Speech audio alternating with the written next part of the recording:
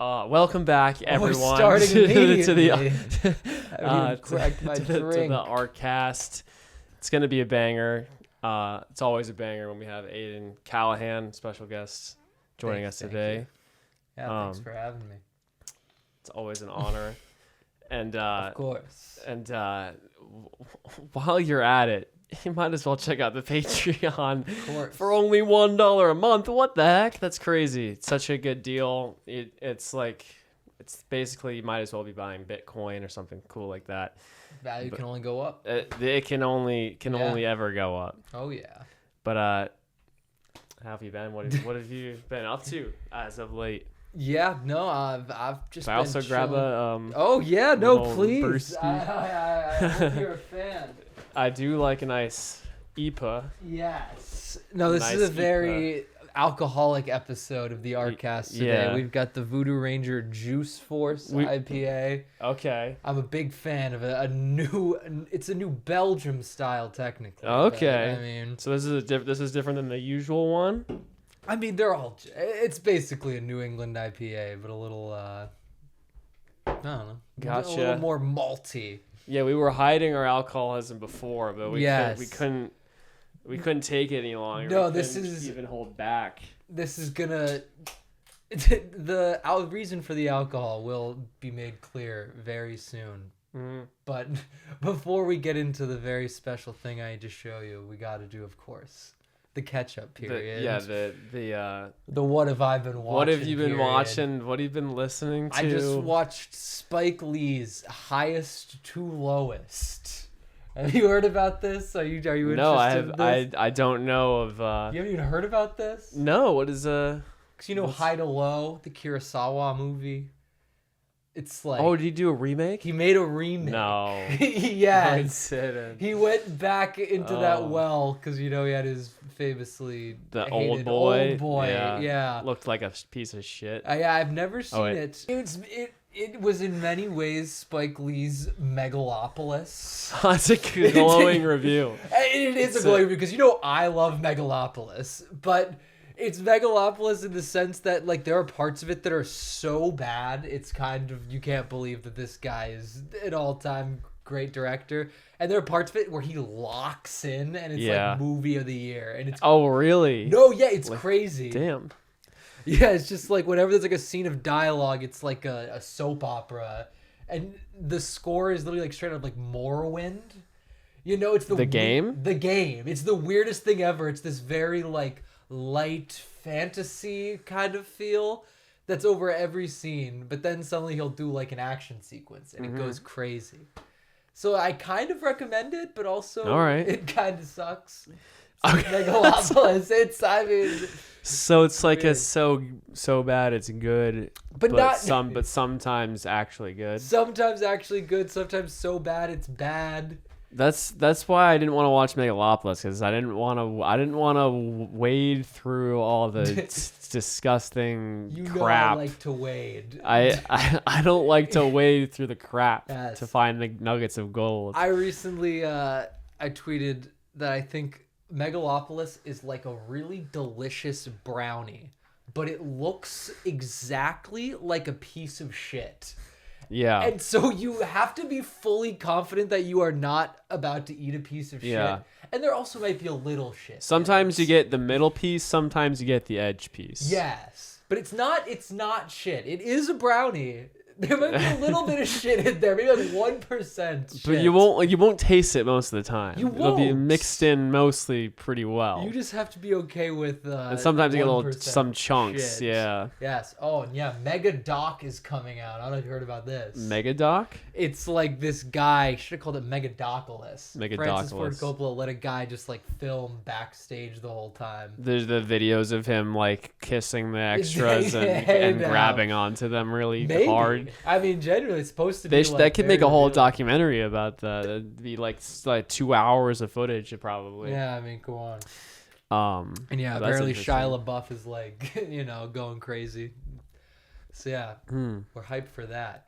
That's cool. Hopefully he made enough money to buy back his vineyard or whatever. No, yeah. But I don't know if Megalopolis it kind of was a little bit of a megaflopolis. Hey, it seems he's like. still touring it around right now. It's crazy. My friend bought it for like $30 on YouTube when it went on digital. Oh, really? And then Coppola was like, "Actually, never mind. I don't want it on digital anymore." So did you get a refund? No. So you just bought it and then you revoked access? That's why physical media. I know, it's the problem. Is the way.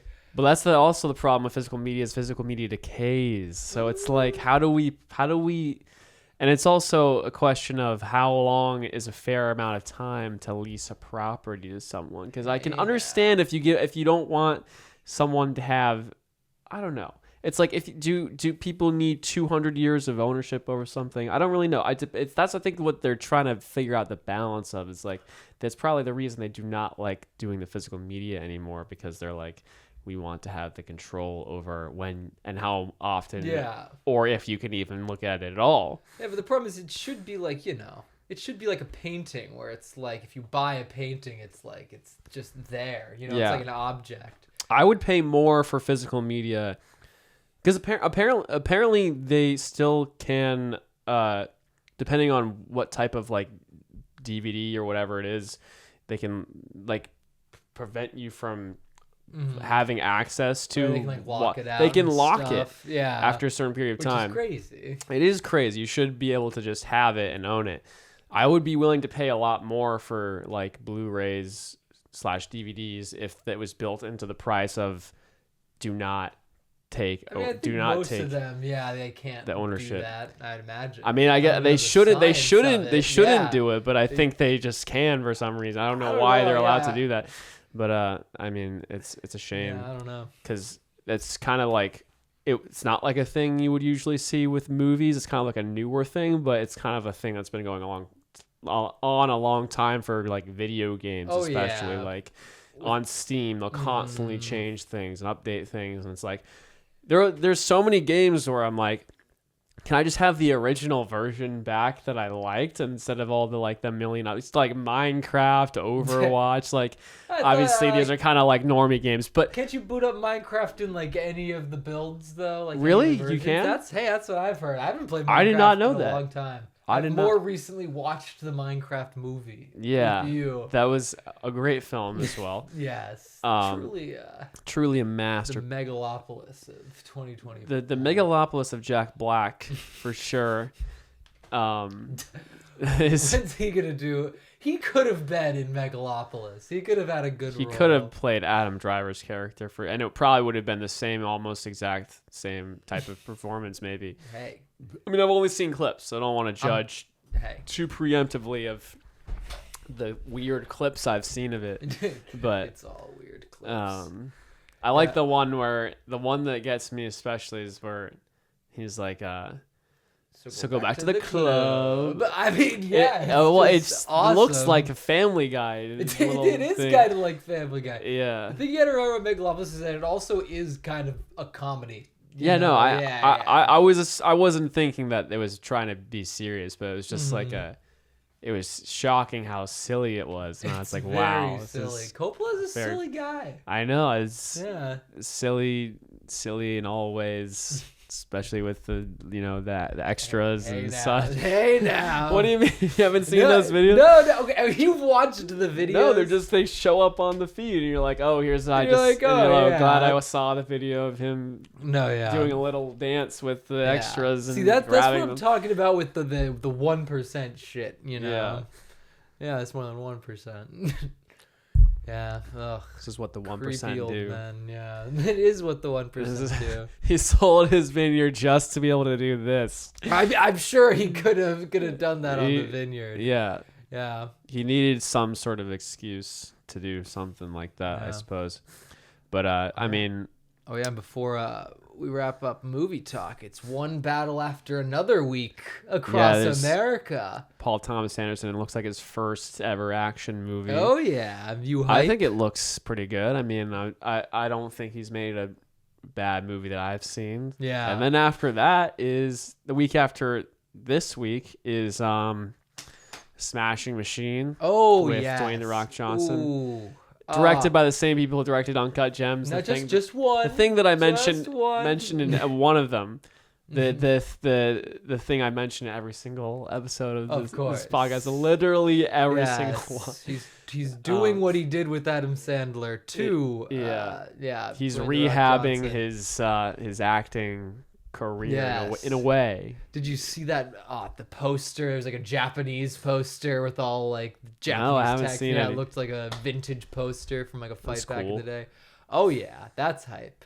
Yeah. But no, yeah, one battle after another. I also just rewatched There Will Be Blood, which is just top 5 for sure. It's insane. Like, it's one of those movies where it's like so much has been talked about how good it is. Then you watch it, it's like, oh, starring alum from our high school, Paul Dano. Yeah. Oh yeah. That cool guy. Oh yeah, we love Paul. Yeah, he's pretty good in that. I don't know if he quite is as good as Daniel.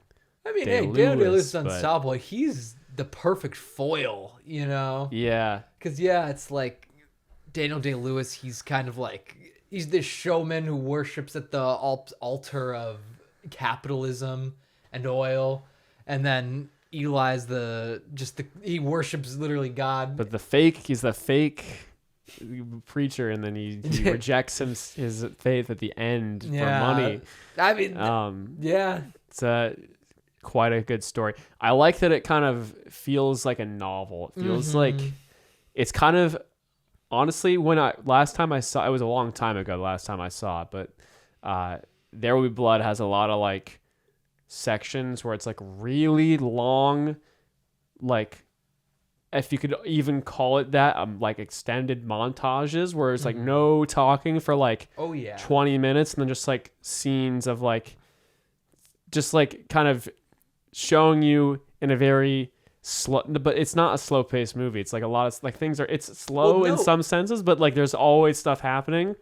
It just like takes its time to like really let things sit and play out. Yeah. And so it's like it's kind of it's almost weird to come back to it, and it's like it feels like watching something again for the first time, because it's like, wow, I didn't realize. Like, it feels like there was a lot more, like, remembering it, you think there's a lot more, like, talking or something. And it's very much like a kind of, like, classic old-style film, like, minimal speaking. No, I totally agree, because that's what really struck me, is that it literally starts with, like a 20, it's like 20 minutes, like 20, above 20 minutes. Just a guy, like, in, like, a cave. And it's incredible, because you can, like... First of all, you can like tell everything the movie is about before words even said. You can tell like it's about like capitalism and hustling in America. It's like such an American movie. They never say America once. But it's also so crazy how he makes it so engaging. And it's like, this is such a classic, like people call it a classic, like film bro movie. And like, every guy loves this movie. Like, oh yeah, of course. I mean, I guess it's highly rated. And it's like your dad loves this movie, but it's like a lot less crowd pleasing and like it's a lot more interesting than you'd expect. When I think film bro, I think like Wolf of Wall Street. I think that's like, I mean, I'd say frat. Yeah, I was gonna say it's like, I think the film bro canon is kind of like is the modern one. It's like Wolf of Wall Street, right? Fight Club, There Will Be Blood. Nolan in mean, some of those are pretty good. I like those. No, yeah. See, I'm not saying these are bad movies. It's more just those are the typical the normie picks. Yes, hey, I'm not trying to. Unlike those people who are sophisticated and refined. I'm saying it's kind of like just the stereotypical like every like guy, you know, like every guy likes this movie, you know, like that type of movie.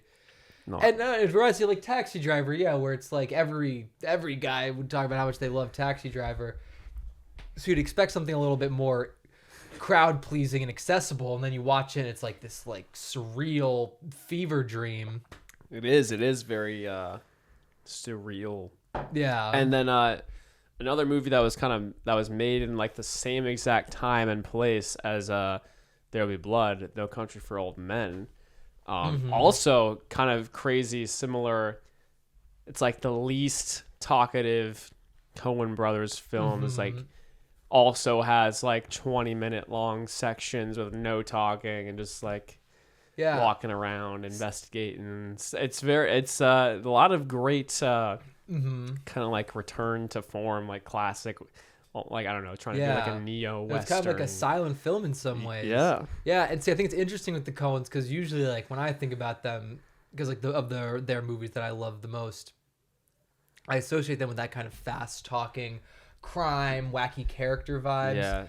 Quippy, like tastefully quippy. Tastefully quippy, yeah. But then I recently just went back and watched the first Coen movie, Blood Simple. Never seen. Yeah, no, I recommend. It's really interesting because it's like they were friends with. I'm looking at your Evil Dead poster right now. They were good friends with the Raimis. Yes. Or with Sam Raimi. And so the movie's a lot more slow and silent and like a horror movie almost. And it's not really what you'd expect from them. It's kind of this like exploitation, like slow, spooky, a little spooky. They definitely have some creepy moments.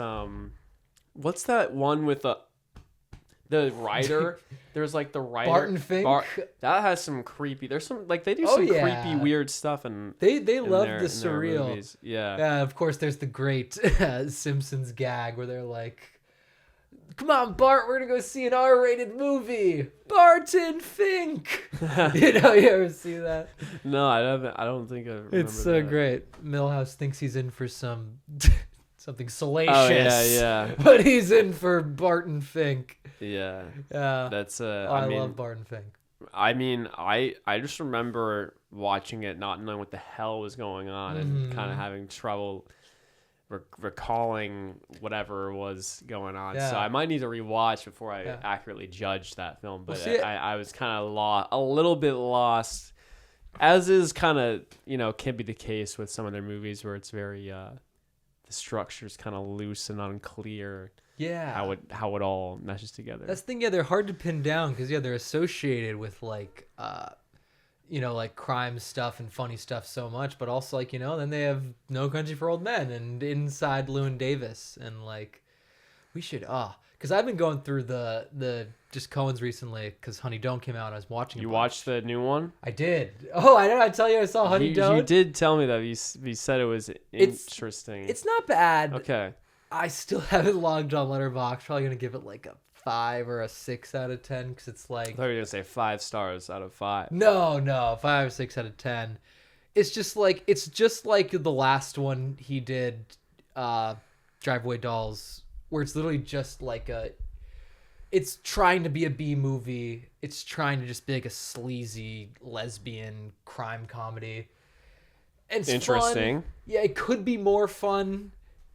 It like Charlie Day is in it, and they give him like it's the same joke every time. He really wants to go out with Margaret Qualley, and every time she's like, "Well, I'm a lesbian, Charlie Day," and he's like, "You always say that." It's okay. Like, it's funny the first time, maybe the second time, and then it gets to a point where it's like, come on, give Charlie Day a good bit. So it's safe to say that the Coen brothers' magic has not been fully, revitalized on their own. Yeah, well, I really like Tragedy Macbeth. The other Is that a new one? So it's the other guy who because Ethan does the lesbian stuff. Joel did.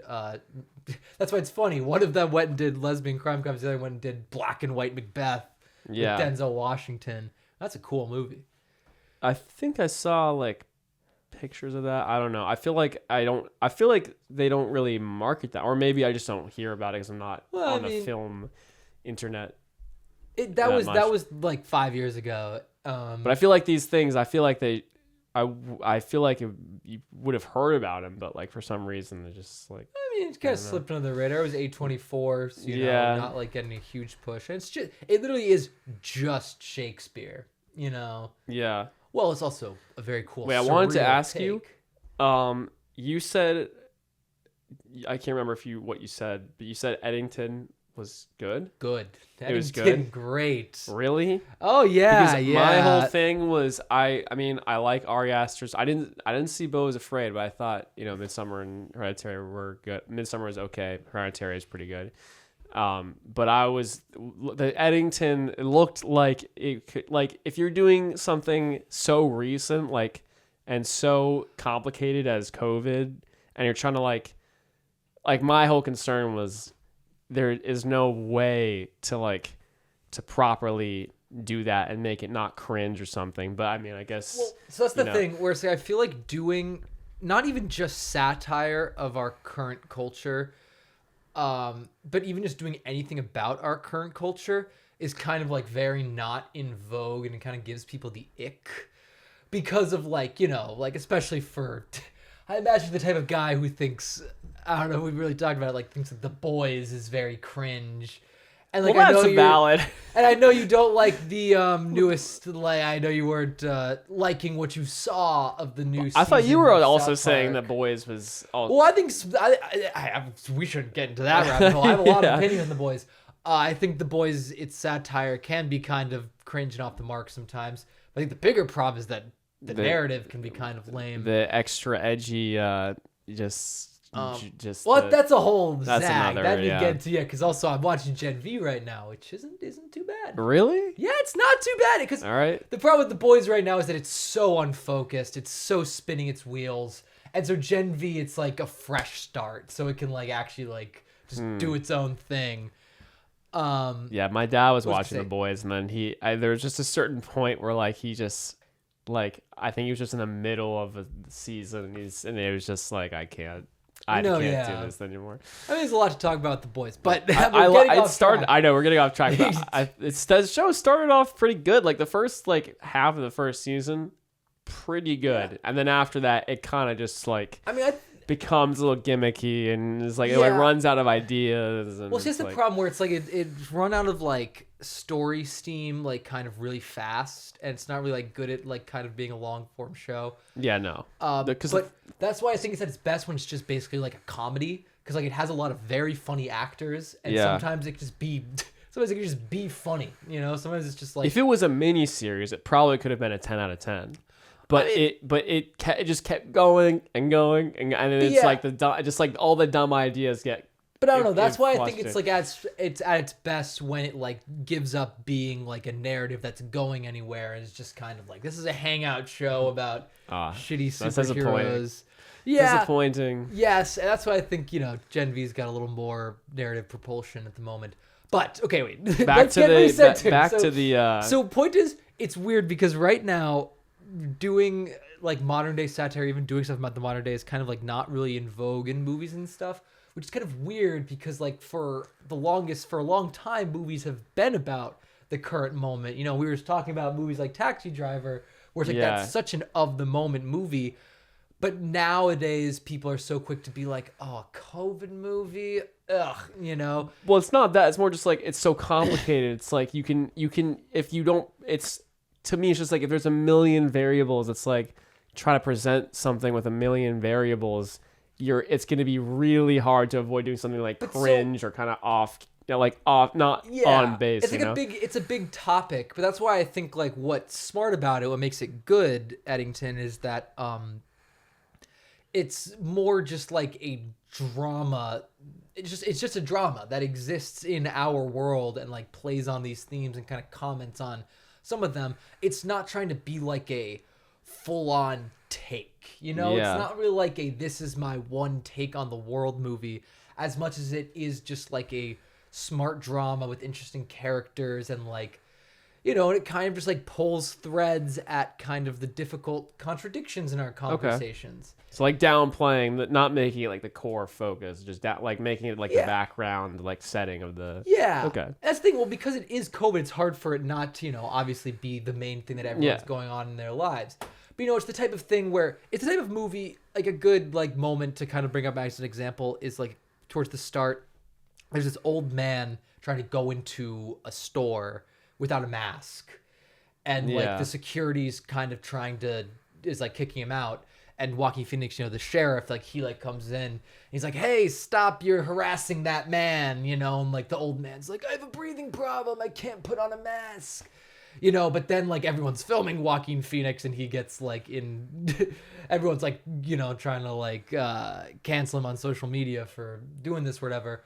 But the point is, it's one of those things where it's just like, I don't think this is really making a take on masking or COVID as much as it's just like, it's an interesting moment. Just presenting, I guess, stressful scenario. It's just like Joaquin's character believed he was sticking up for a guy, and he kind of was, and also maybe kind of that guy shouldn't have gone in there. You know, it's one of those things where you can just talk about it endlessly and your takes on it and how you feel about it. Mm-hmm. That's what makes it good. Yeah, it's just a piece of drama. I might watch it. I like it. I mean, I heard Beau is Afraid. I heard mixed things about that, but I mean, I feel like Eddington looks a little bit more intriguing to me than 3 hour dream sequence. Yes, Eddington is much more of just like a movie. Yeah. But you know, I love Beau is Afraid. I'm into that it's like good? dream All sequence right. stuff. I mean, hey, you like movies like The I do. Lighthouse and stuff. I do. I just this full surreal for the whole time. It's just hard to make something like that go for a really long time. That's kind of my main problem with The Lighthouse too. Is despite how incredibly executed it is, it's like I think parts of it are better on a rewatch, and parts of it are like, it just like, if you know what it is and then you're rewatching it, you might notice more stuff. But at the same token, it's like I kind of already get what it's doing, and it's like the vibe it's pulling off. It's like there's some like little details about like, I guess, the things that they show, but as far as like peeling back extra meaning, it's like, oh, this shot was recreating a painting. It's like, okay, like, interesting, but you know, it's like it doesn't really doesn't like make the story any more like layered or like, so that's probably my main problem with like the Lighthouse or just like abstract movies in general, I suppose. Like if there's a bunch of little details, it's kind of just like a million little details, not really like just mounting to any like that's the thing. I feel like there's, when it comes to abstract and like surreal movies, it's like there's the level of like analyzing it and like trying to think about what it means and parsing that, and then there's kind of like really locking into like the vibe and like feeling like really affected by it. And it's like, it's hard to switch between the two modes, like when it's like such an abstract movie like that, you know, like you're kind of like fluctuating between those two. And it's kind of hard to, that's what makes them kind of hard to judge, because then it's like sometimes it can be like, on the one hand, I can analyze so much from this movie, on the other hand, I can't really get locked into the vibe. And sometimes it's like the reverse, you know? Yeah.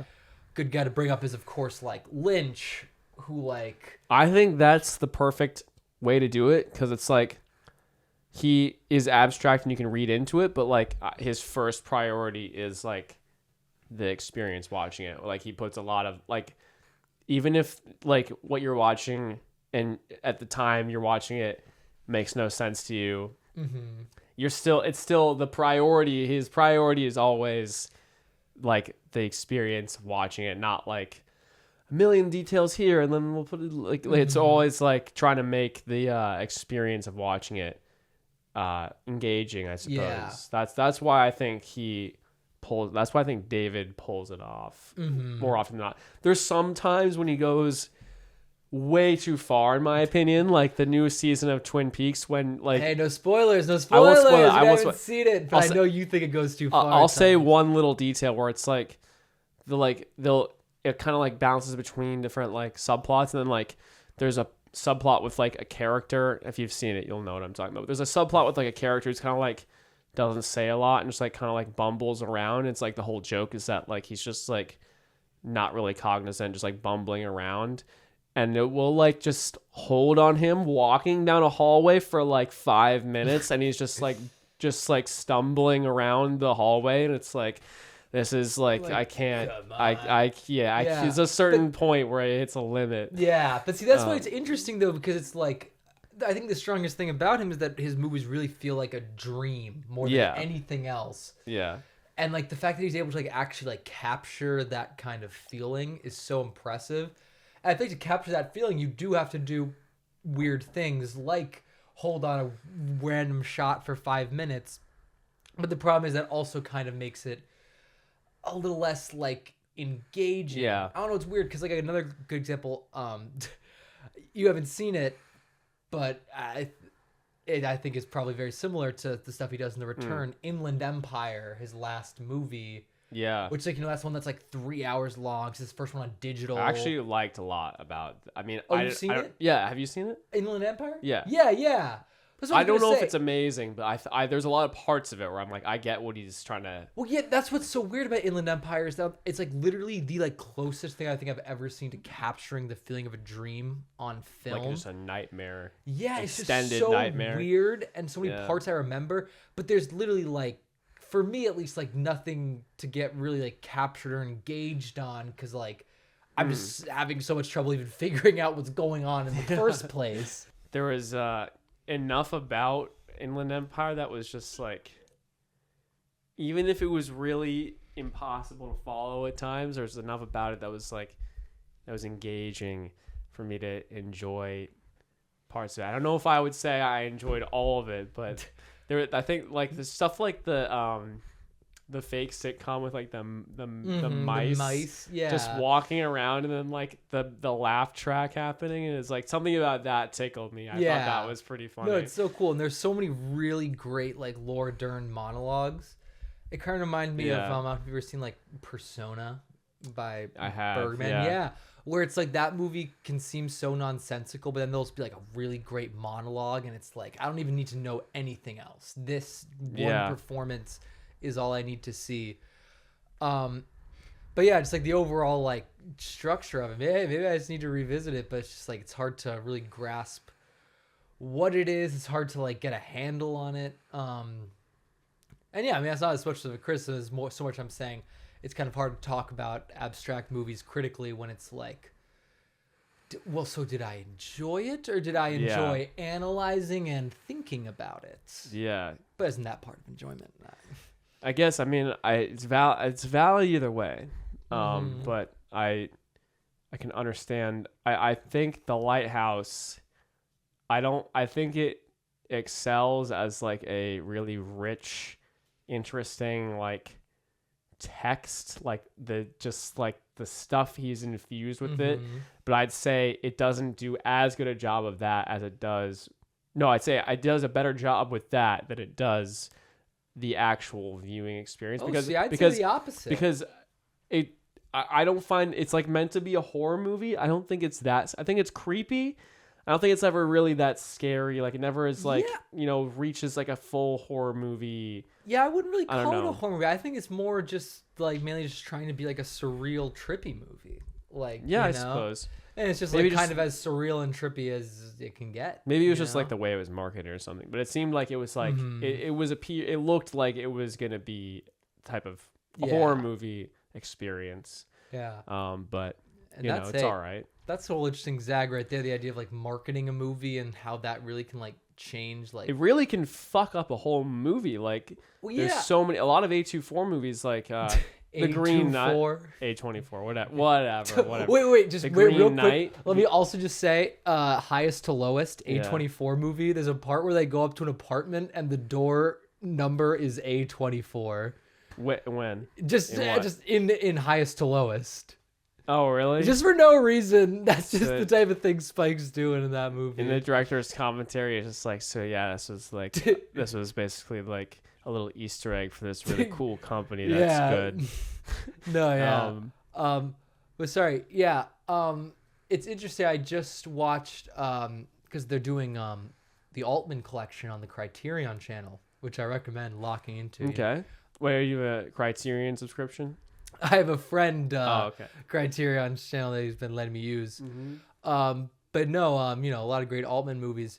But I was just watching this really interesting one called California Split, which is about like gambling, but it's kind of just like this head trip where you're really in the vibe of them gambling from minute one, and they just like, it's kind of like the original Uncut Gems, and then they just like fall into it even farther. Uncut Gems mentioned. No, yes, of course. But but it's a good comparison because it kind of like this like anxious, like weird trip like that. But then, of course, the movie flopped because you think about like in the 70s, how are they going to market that to a 70s crowd? And they were just like, this is a gambling comedy with Elliot Gould. Yeah. And I was looking at the posters and I was like, this is not like the movie I watched at all. And it's just like interesting to think. And it's also interesting compared to something like One Battle After Another, which like Warner Bros. Clearly has no idea how to market. And they're just really, like... I mean, it looks like an action movie. It probably will be a little bit... I'm expecting it to have like a little bit of action, but like not that much. I think they're trying to push that angle because that's what people want to see in Yeah. the theaters as an action movie, at least now. At this point. Yeah, like I've heard there's actually some interesting, like, good action scenes in it, but like still, I bet it's like not that much. It's more just like a PTA interesting movie. But then, like, yeah, it's tracking to, hey, not that money matters that much, but it's tracking to not make that much money on opening. And it seems like a big reason is that a lot of people who see the trailers are like, what is this? What is this about? Yeah. Yeah, because no, I don't know if you know, it's like Warner Brothers is on this crazy streak where they've like had like 7 movies in a row up to 40 million, like the first studio to do that, including like Weapons, which like you would not expect an original horror movie to do that.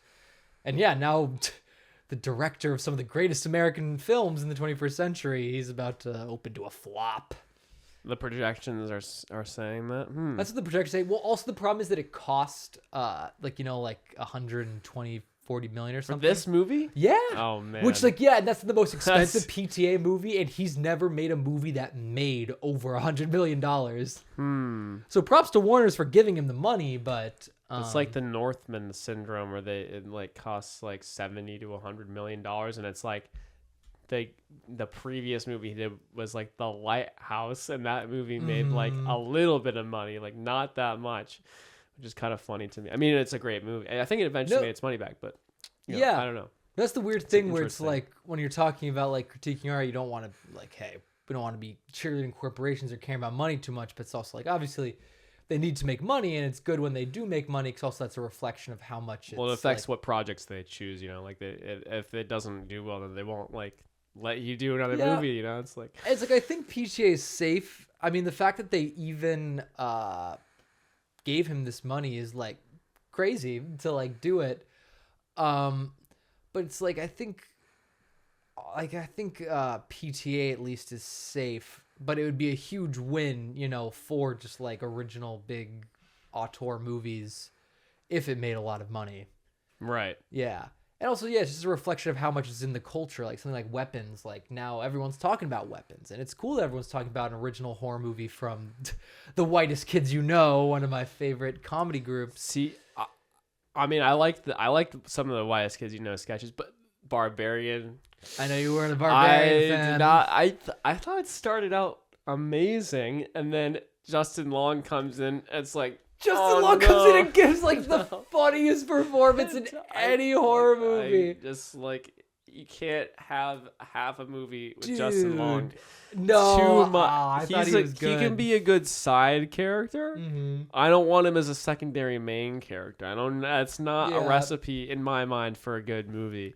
Like, it was just like too much. It just became a point where I just was like the whole time. It has the first section with the girl, and it's suspenseful, and it's like, what's gonna happen to this poor girl, and then it cuts to Justin Long, and it's like doing whatever the fuck, and it's like the whole time I'm like, I just want to go back to what's going. Like, I don't want to be. Hey, you know what I mean? Like, to me, no, I know, I get where you're coming from. It was like unsatisfying in a way. I guess but to me, it's just like such a crazy gear shift to really bring your horror movie up to this like crescendo point, and then immediately just cut to Justin Long in a car getting a call that he was canceled. Because the whole time you're like, oh, how's he gonna get involved in this? And then of course he goes to the house, and then the fucking part where he's like, he sees the scary underground tunnel and he immediately busts out the tape measure. Yeah. Like, come on, it's goofy. I guess, I don't know. I wish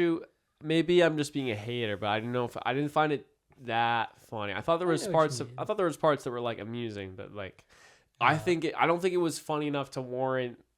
Like, I was just like enjoying the first section, and then Justin Long, like for the amount of time he's there until it kind of I think maybe if it just like took less time for it to merge, I might not have an issue, but it took like 30 to 40 minutes like after this like suspenseful moment, and you're just like, I'm just it's like, I want to go back. I'm just dying to go back to whatever was happening before, and then it's just like, it's kind of like starting a new movie. It kind of I feel like it shot itself in the foot in IMO a little bit. No, I'd be very curious to hear your perspective on Weapons. You know, my My dad and my sister saw Weapons, but and they said they liked it. But I mean, I don't know. I don't know if is it faster paced maybe, or is it? It's very different. Okay. Oh yeah, no, because yeah, Barbarian, like that kind of 2-act structure is kind of such a big part of it. Yeah. And this one's like a 5-6-act structure. Okay.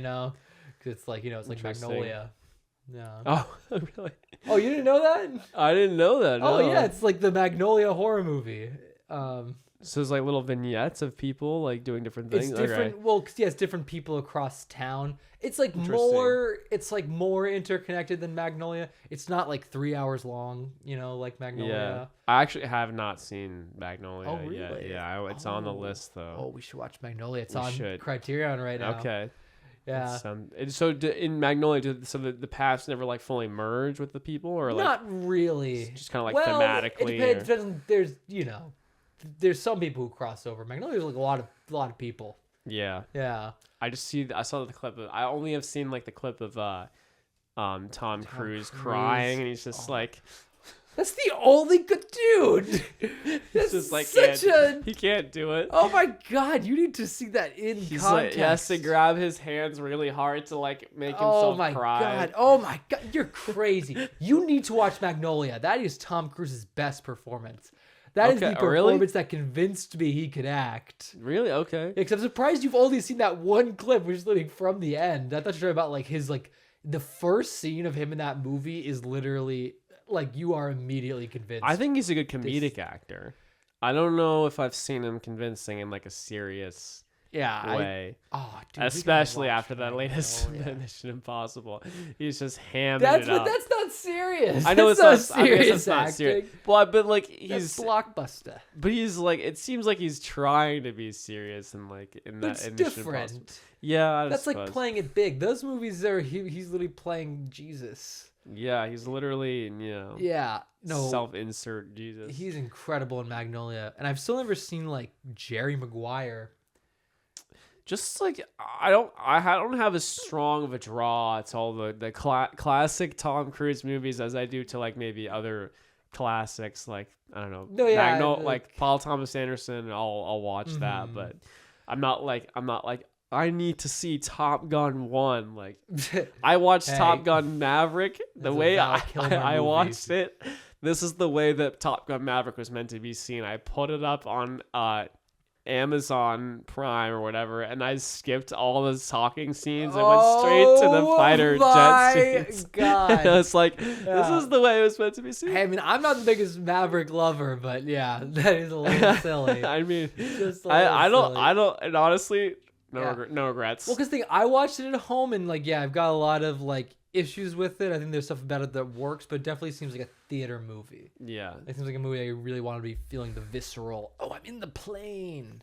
I'm in the F1 or whatever. I think I have just such a good intuitive instinct to like what movies are going to be. So I just knew like, I'm not going to like any of these talking scenes. I might as well just get to the good parts. Get it out of here. I wouldn't blame anyone for watching like a Mission Impossible movie and like skipping all the talking scenes and getting right to like the espionage scenes. Sometimes it's kind of harder to distinguish. Well, because also it's like the thing about a good Mission Impossible movie, the espionage scenes are going to be fun and good. Yeah. You know? Yeah. Like I was actually thinking Mission Impossible 3, a movie I despise.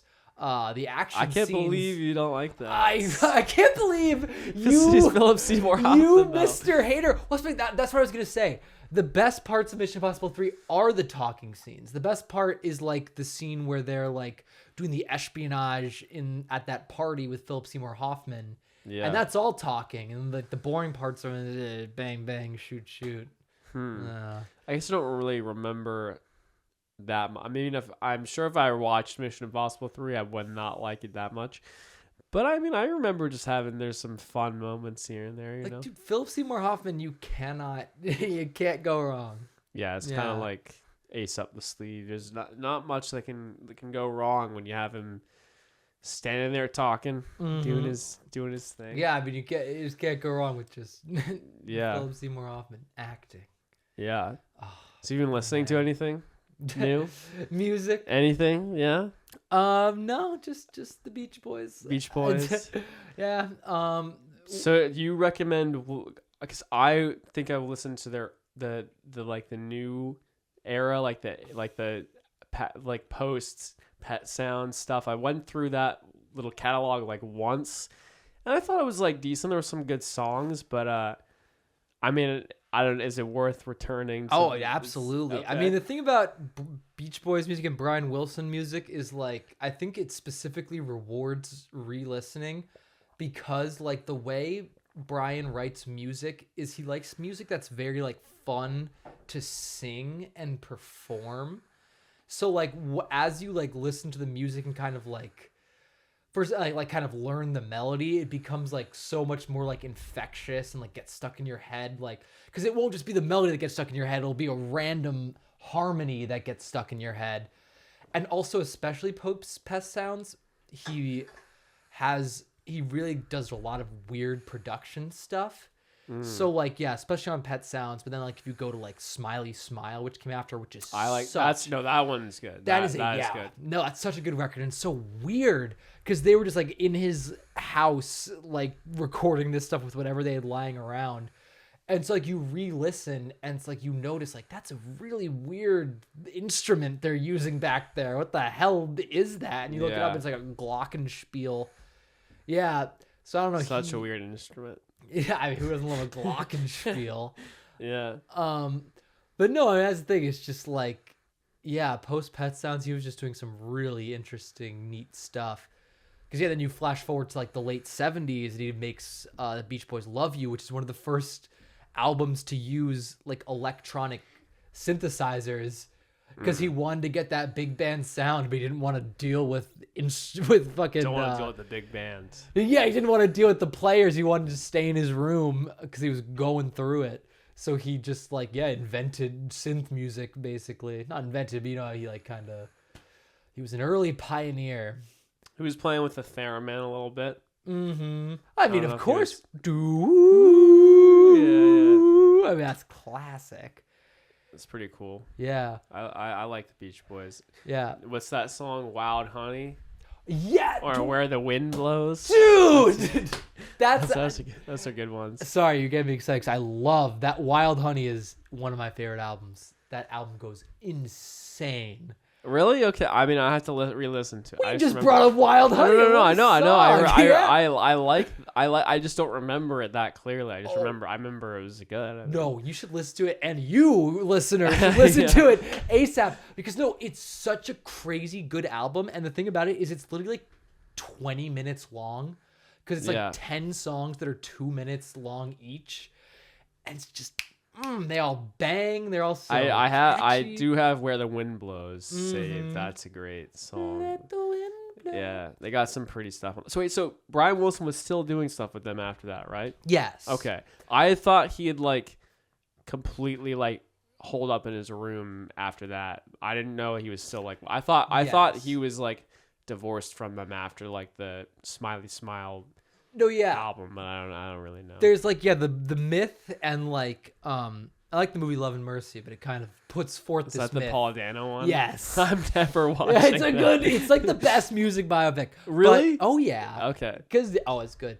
But there's kind of this myth that like after Pet Sounds and after the Smile, the album he was gonna make after it fell apart, he was like stayed in bed for 10 years, but it's really not true at all. Like he was the main writer of Wild Honey.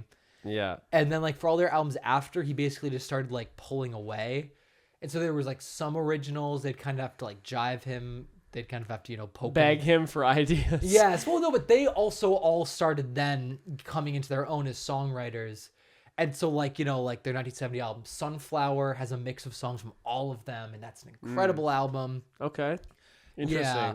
But so yeah, it's more the mid 70s that he kind of stopped making music for them entirely. Yeah. But then in the late 70s, they did the whole Brian's Back tour. And that's when he came back. Yeah. And once he divorced his weird therapist. No. His creepy therapist. Well, that's the problem is that, Eugene Landy brought him out of the schlump for Brian's Back. And then he basically broke up with him. But then Eugene Landy would come back even worse a few years later. It's so weird. Yeah. I don't know. How do you... It's so crazy to me. It's like the therapist like becomes your handler or something. It's such a weird... I have no idea how that pipeline works, but it's Yeah. interesting to me. But so that was the whole thing. Like Landy's whole like idea was the only way you can get better is if I'm with you at all times to make sure you don't do drugs. I mean, I guess it probably is actually easier to be like an abusive, like, parasitic relationship if like you're a therapist. It's kind of like probably the prime target. Yeah, I mean, like just like easy pickings. probably the easiest way, Yeah. to manipulate someone's be like, I'm your therapist. Yeah. And especially since like he did like actually successfully get him to like lose a shit ton of weight and like got him off of like cigarettes and whatever. Wasn't he just fucking going crazy? He's like he was doing a bunch of coke or something. Oh, I mean, of course, it was the 70s. Yeah. But yeah, no, he was like doing a ton of coke and he was just like lying in bed all day and yeah, got incredibly fat. I think it's funny. He was like obsessed with health food. He was like, he loved vegetables. He's written multiple songs about vegetables. He owned a health food store for a year. But he would like just eat a great diet for the whole day and then like at night just like do like 50 lines of coke and then just like lie in bed. no, yeah, and lie in bed all Yeah, night. it's funny. It's crazy. Yeah, but so in the late 70s, he came back. They did an album of like classic covers called 15 Big Ones. Then they did Love You, which is really strange and weird. And that's like a whole can of worms. But then when he finished that, he decided he wanted to do an album of like Frank Sinatra, big band type songs. And he finished it. And Mike Love, the other guy in the band, listened to it and was like, no, we can't put this out. This isn't Beach Boys music. And the thing is, it's incredible, and it's never been released. But you can listen to bootlegs like on YouTube. But I highly recommend it. Okay. Yeah, Wow. it's called Adult Child. That's deep into the Beach Boys lore. No, I'm but not that. I guess I don't know that much about it because Yeah. I 99% of my Beach Boys rotation is Pet Sounds, Smiley Smile. Of course. Because their early stuff, like I think they have a couple good songs in like their earlier pre-Pet Sounds, but most of it's just like, and we're surfing and we're going and we're driving to the store in our little cart, and it's like, all right, shut the fuck up. Shut like the I fuck can't, up, I can't. Mike. It's so annoying. It's like at Yeah. a certain point, Yeah. my dad said I couldn't use the phone to call my girl, and then I drove her to the store. Well, that's why it's also interesting because a lot of that early music has like some interesting like innovations and like musical stuff from Brian, but it was Mike Love writing all the lyrics. Yeah, And he was like, yeah, he was the one who wanted them to, just be cars and girls. yeah, and... it's just like yeah, it was definitely, it seemed like the manufactured period of the and they was like putting out so much so fast. Apparently I heard that like when they were making Pet Sounds, like everyone besides they're all like, yeah, we have no clue what the fuck is going on, what any of this is, like, Well, yeah. what like. See, this is why you gotta watch Love and Mercy, because it's like about this, but yeah, it's because like literally Brian had a panic attack and decided to stop touring. And so he was back in LA putting together the whole album while they were out touring.